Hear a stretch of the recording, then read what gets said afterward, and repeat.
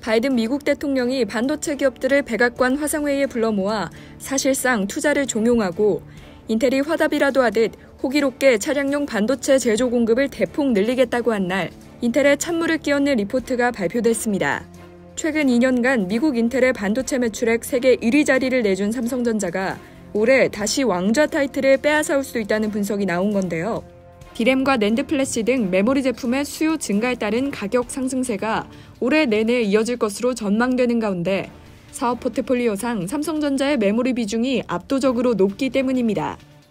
13일 업계에 따르면 시장 조사업체 가트너는 최근 발표한 2020년 세계 반도체 시장 분석 보고서를 통해 2021년에도 D램과 낸드 플래시는 공급 부족을 겪을 것이라며 이로 인해 올해 내내 가격 상승을 부추겨 세계 메모리 매출이 25%가량 증가할 수 있다고 밝혔습니다.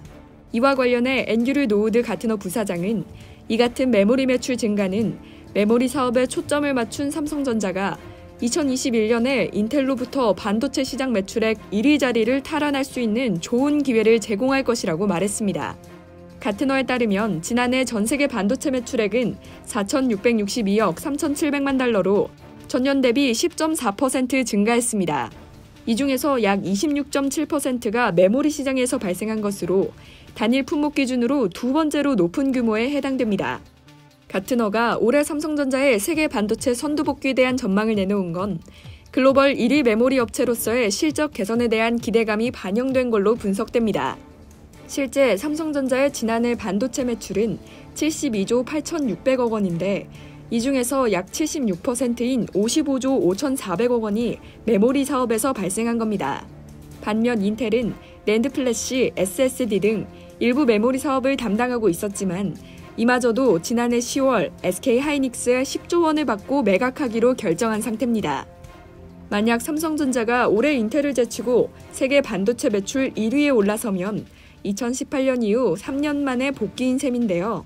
삼성전자로서는 바이든으로부터 미국 투자라는 청구서를 받아들고 한참 고민에 빠져 있는 가운데 모처럼 반가운 리포트가 아닐 수 없습니다. 한편 인텔은 백악관 회의 후 차량용 반도체를 생산하겠다고 발표했습니다. 인텔의 최고 경영자 팻 갤싱어는 12일 로이터 통신과의 인터뷰에서 최근 전 세계적으로 공급 부족 사태를 빚고 있는 차량용 반도체 제조에 직접 나서겠다고 말했습니다. 기존 공장 네트워크를 개방하고 업체들과 협력해 6개월에서 9개월 안에 차량용 반도체를 생산하겠다는 구체적인 목표도 내세웠는데요. 업계에서는 굉장히 의외라는 반응이 나오고 있습니다. 인텔의 차량용 반도체 점유율이 순위권을 운운하기 이전에 거의 바닥을 치고 있기 때문인데요. 지난해 4분기 기준 인텔의 차량용 반도체 매출은 7,100만 달러로 업체 중 29위를 기록했습니다.